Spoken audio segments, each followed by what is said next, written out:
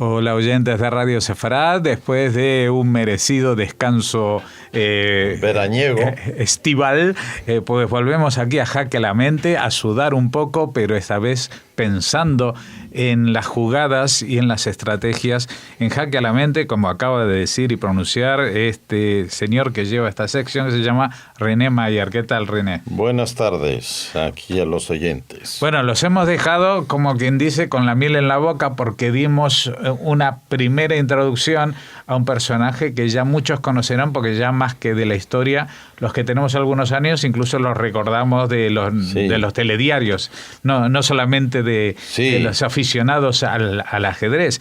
Bobby Fischer, porque era un personaje que mediático que pasó a la palestra internacional cuando ganó el campeonato del mundo en Islandia, en Reykjavik, en 1972. Uh-huh. Pero bueno, antes acabó con la hegemonia soviética y de pronto un americano loco consigue desbancarlos.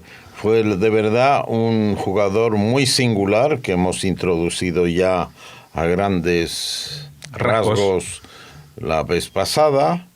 Y solamente decir que su vida es muy ajetreada. Es lo menos que se puede contar. Uh-huh. ¿Y por qué es ajetreada? Porque fue un verdadero judío errante, aunque no le gustaría esta palabra o esta definición al jugador, a un jugador que se volvió profundamente antisemita a pesar de sus orígenes al final de su vida. Uh-huh. Bueno, pues vamos a empezar con su infancia, que fue también bastante movida. Nació en Chicago, Illinois, el 9 de marzo de 1943. Uh-huh. O sea, en plena Segunda Guerra Mundial. Y bueno, su padre era un biofísico alemán llamado Hans Gerhard Fischer, y su madre era Regina Wender Fischer, que era una ciudadana americana, que había nacido en Polonia. Ajá, o sea, americana por adopción. Sí, pero que había nacido en Suiza, perdón. En Suiza. De padres judíos polacos. Sí, pero ya los dos progenitores venían de países digamos, muy cultos, ¿no? Tenían un trasfondo bastante... Sí, lo que pasa es que Bobby Fischer era un producto típicamente americano, uh-huh, porque lo criaron en St. Louis, Missouri, donde la madre se hizo profesora y enfermera titulada, bueno, combinó varias profesiones. Lo cierto es que la madre pasó penurias económicas, eso sí que se sabe. Los Fischer se divorciaron después de una estancia europea, etcétera. Se divorciaron en 1945. O sea que cuando Fischer tenía 2 años. O sea que él se crió con su madre, ¿no? Se crió con su madre y junto a su hermana Juana, que fue muy importante para él también en su vida.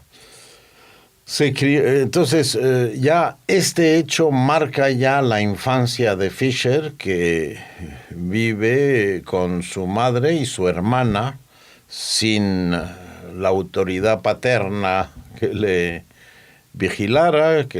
Y se entienden muchas cosas de su vida a raíz de esta infancia, se puede decir, complicada, por no decir desgraciada. Hoy en día se diría una familia desestructurada. Sí, una familia monoparental desestructurada. Bueno, se sabe que con 6 años Fischer y su familia se mudaron a Brooklyn. Uh-huh. y ella pues consiguió, la madre, Regina Bender, consiguió su título de enfermera y empezó a trabajar en ese campo. Bueno, hay una leyenda que atribuye la paternidad de Fischer a un tal Paul Nemeini, pero no se sabe a ciencia cierta, ese era un húngaro, no se sabe a ciencia cierta si era una leyenda confirmada o no, pero bueno. ¿Y qué fue la causa en todo caso del divorcio? Podría haber sido. Puede ser, no lo sé, no me he adentrado en este asunto con demasiada profundidad, solamente conozco la anécdota. Bueno, en marzo del 49, con Fischer, que tenía 6 años, empezó a jugar al ajedrez de una forma muy casual. Resulta que habían comprado un juego de ajedrez en una tienda, candy store, como dicen los... Sí, una tienda de chuches. Una tienda de chuches, o sea, sería un tablero malísimo. Uh-huh. Y su hermana John y Bobby empezaron a jugar. Él realmente sintió interés por el juego, pero su hermana al poco tiempo desistió, lo que suele ocurrir cuando las mujeres abandonan mucho antes que los chicos en general en el campo del ajedrez. Son muchas chicas las que empiezan a jugar y no se sabe muy bien por qué, o si se sabe, dejan de jugar al poco tiempo, mientras que los chicos... ¿La hermana era mayor o menor que él? Sí, era mayor, sí. Bueno, pues entonces Bobby Fischer no tiene con quién jugar y empieza a jugar contra sí mismo. Ajá. Lo cual un psiquiatra podría definirlo como una movida un tanto sospechosa. Sí, bueno, es una esquizofrenia en ciernes. Sí, aunque te diré, el año pasado leí un relato en que un hombre, muy interesante, un relato americano, un hombre empieza a jugar contra sí mismo porque su mujer odia el ajedrez y no le permite traer a algún jugador a casa. Ajá. Entonces él empieza a hablar, cambia de lugar, se pone en el lugar de las negras, va alternando el puesto y crea una doble personalidad perfecta. Y al final, como la mujer se vuelve realmente insistente y amenazadora, uno de los dos jugadores la mata y así acaba el cuento. Dr. Jekyll y Mr. Hyde, pero sí, bueno, pues este es el Bobby, que dicho sea de paso, pues jugaba consigo mismo. No sé si hablaba consigo mismo, pero bueno, ya están ahí la simiente de una personalidad un tanto alterada. Y resulta que cuando pasaba sus vacaciones en Long Island,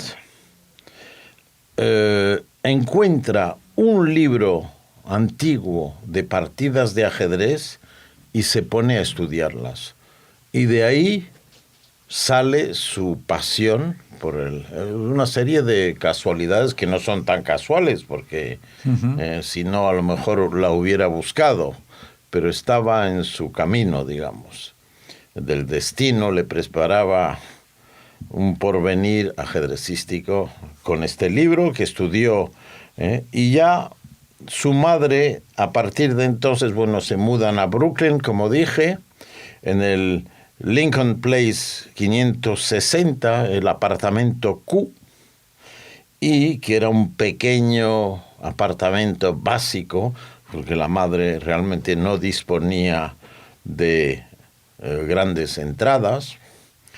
Y ahí, empieza a realmente a a interesarse de forma anómala, se podría decir, porque su madre está un tanto inquieta de ver que el chico solamente piensa para y con el ajedrez. Y entonces pone un anuncio, la madre, en el Brooklyn Eagle, un periódico local, mandó una postal en realidad con un anuncio y claro, ¿dónde se podía colocar semejante anuncio? No hay una sección especial para buscar a un contrincante de ajedrez. Y eso se lo pasaron a un tal Herman Helms, que era el decano del ajedrez americano. Le pasaron y entonces ya a raíz de esto, un maestro, Max Pavey, que era campeón escocés antaño, pues llegó a dar una simultánea en Brooklyn en enero del 1951. Ahí asistió Bobby Fischer. Tenía 8 años. Sí, con 8 años, y empezó a jugar y realmente resistió bastante, aunque el maestro le ganó, pero atrajo cantidad de espectadores.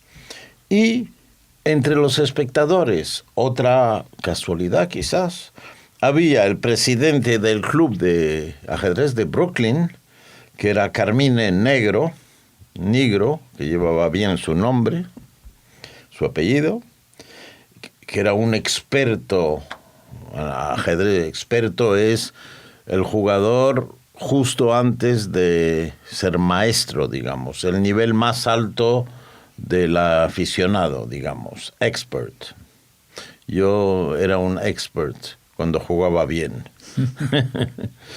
Ahora, bueno, depende. Ahora es ex-expert.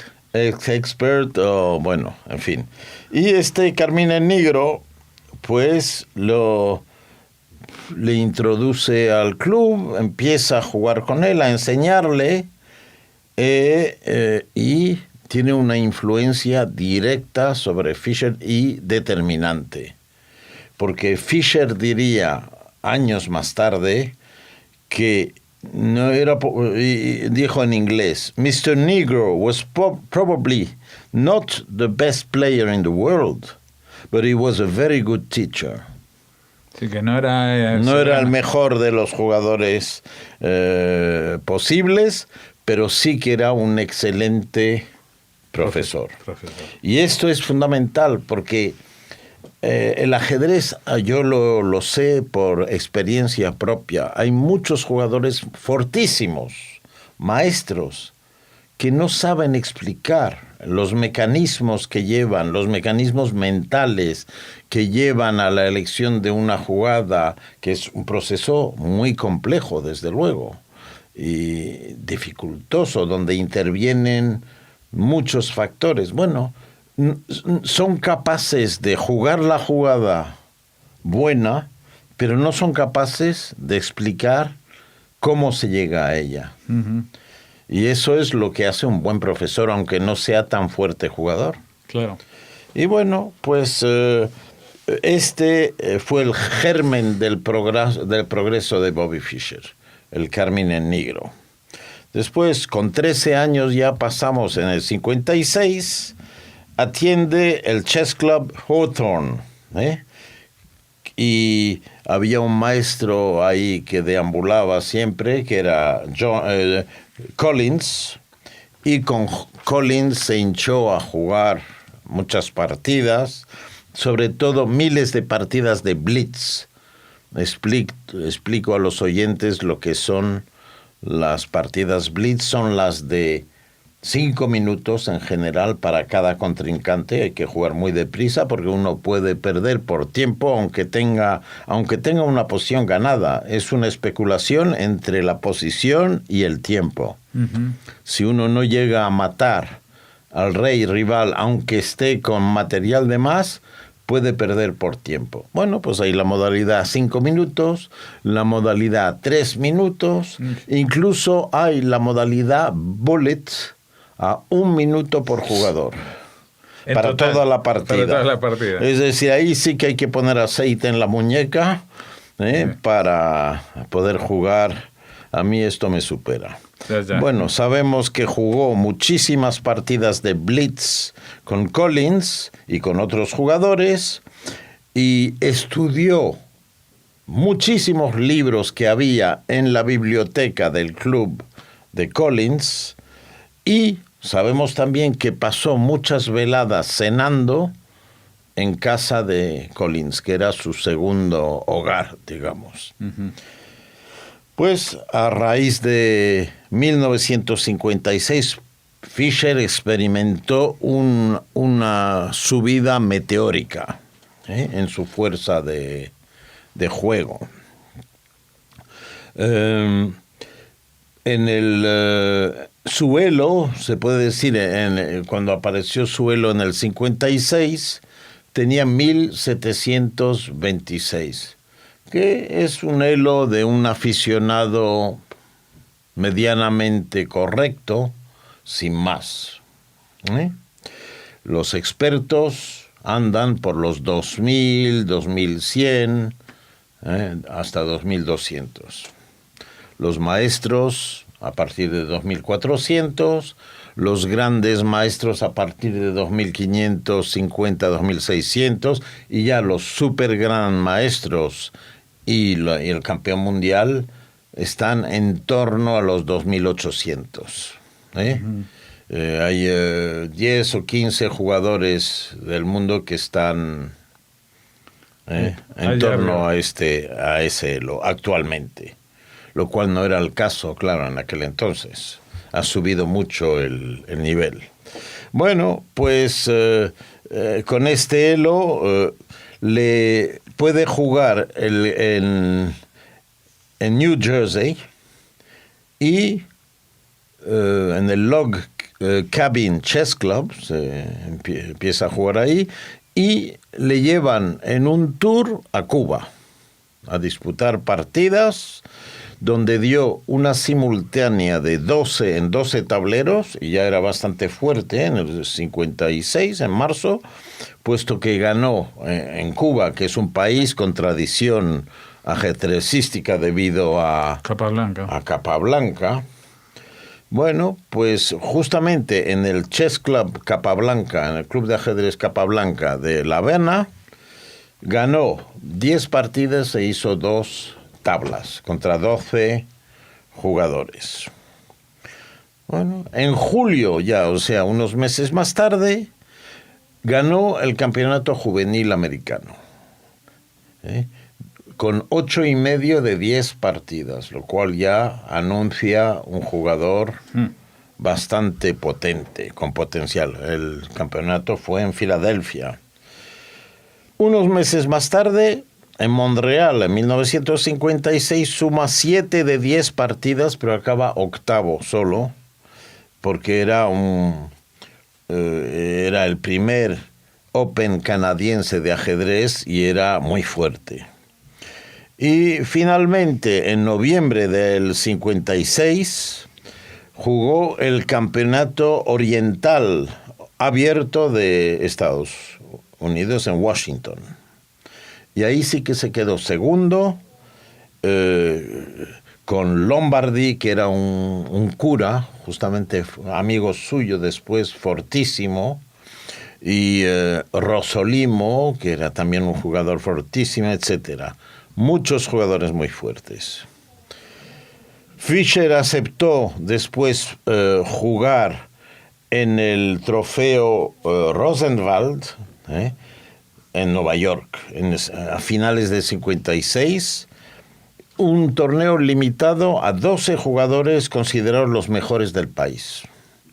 Y aunque Fischer no tenía un elo de los más fuertes, consiguió 4,5 puntos de 11, que esto con jugadores fuertes es un buen resultado. Pero es que en ese torneo jugó una partida sensacional contra Donald Byrne, que llaman la partida del siglo. Es decir, donde hizo un sacrificio impropio de un joven de 13 años. Es una partida que dio y está todavía dando la vuelta al mundo como una de las más brillantes creaciones del siglo XX. Entonces animo a los oyentes que miren esta partida donde Fischer juega con negras contra Donald Byrne, hace un sacrificio de dama y lanza un ataque a medio plazo, digamos, contra el rey blanco y lo aniquila. Una partida brillantísima y yo creo que aquí ya podríamos parar. Sí, vamos a... el tema de Bobby Fischer da para mucho, sí, y lo vamos a ir fragmentando para recorrer. Solamente decir que a raíz de este juego, la declaración de Bobby Fischer fue muy sorprendente, denotando una modestia singular. Dijo: yo solamente hice las jugadas que me parecían las mejores. Tuve tan solo suerte. Eso es modesto, porque es una concepción muy profunda y muy brillante, como podrán contemplar los oyentes que reproduzcan la partida de 1956. Bueno, hemos recorrido la infancia, porque ni siquiera se puede decir la adolescencia. En el año 56 tenía 13 años. 13 años, pero ya estaba en un nivelazo increíble, pero fíjense hasta dónde llegaría. Hemos citado ya el año 72 como el año del impacto Fischer en el ajedrez mundial, y seguiremos hablando de esto dentro de 2 semanas, ahora sí recuperando el ritmo. Ya recuperaremos. Muchas gracias, René, y hasta entonces. Hasta luego.